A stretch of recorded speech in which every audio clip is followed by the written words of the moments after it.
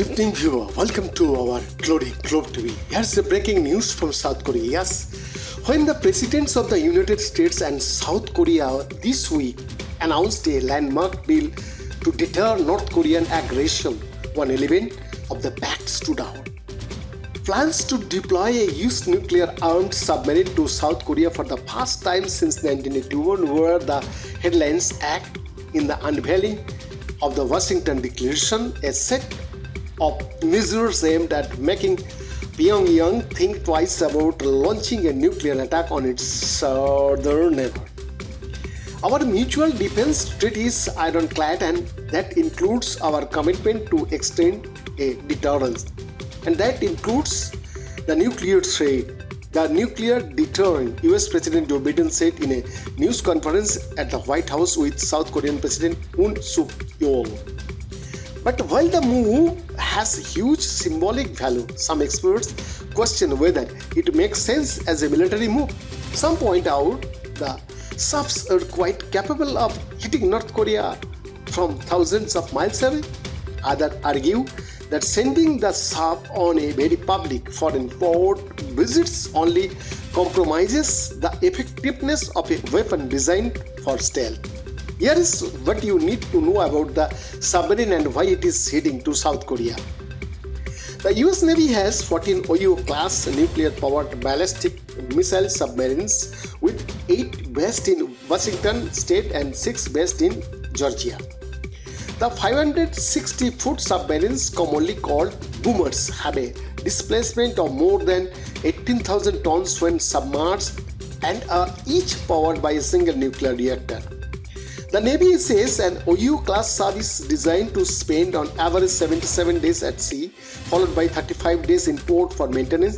The subs have 2 crews each, the blue and gold crews, and these are rotated so the 155 submariners in each crew get proper rest and training between patrols. Each of the OU-class subs carry a maximum of 20 Trident II ballistic missiles. These have a range of 4,600 miles, meaning they are capable of hitting a target in North Korea from vast swaths of the Pacific, Indian or Arctic Oceans. Militarily, these submarines don't need to be anywhere near Korea in order to reach potential targets here, said Black Harjinger, a research fellow at the United States Studies Center. Each Trident missile is capable of carrying multiple warheads that can be directed towards separate targets. The Nuclear Threat Initiative at the James Martin Center of Non-Proliferation Studies estimates that each Trident missile can carry out 4 nuclear warheads, meaning each US ballistic missile submarine could be carrying about 18 nuclear warheads. In other words, a single Trident armed sub could destroy all of North Korea. Analysts say the presence of the US Navy ballistic missile submarine in a South Korean port would be purely symbolic and in fact would reduce the military value of the sub.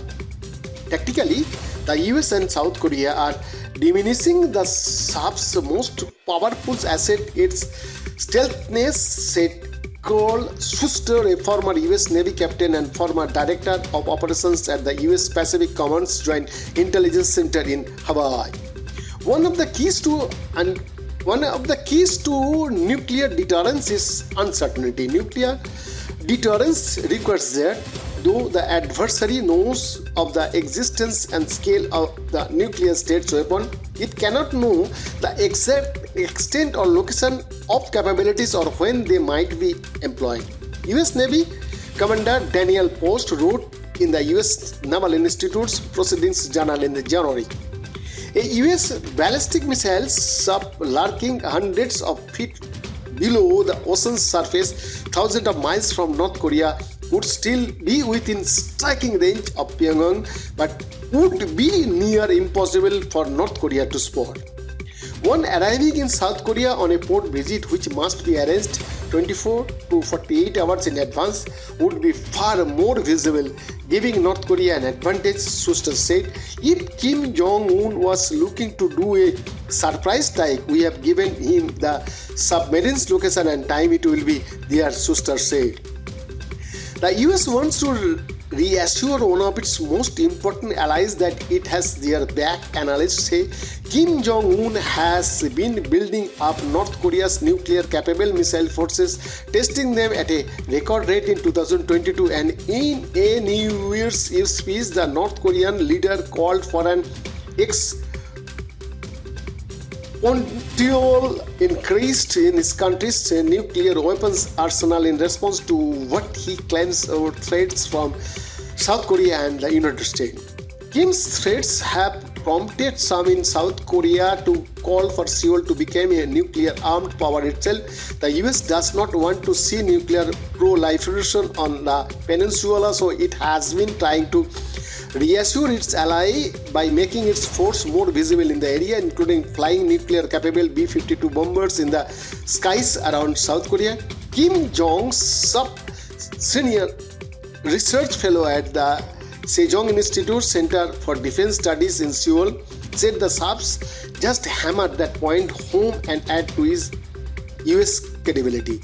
Of course, there are different types of weapons, but I don't think there is an essential difference in the fact that they are strategic assets that fundamentally send a message of nuclear retaliation on North Korea, Kim said.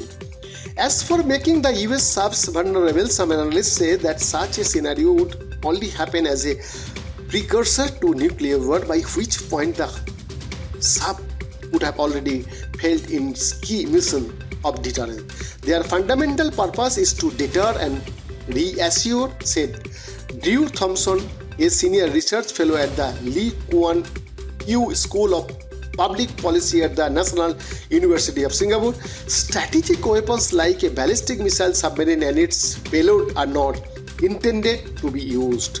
Beyond the Seaford, Globe TV, Delhi, India.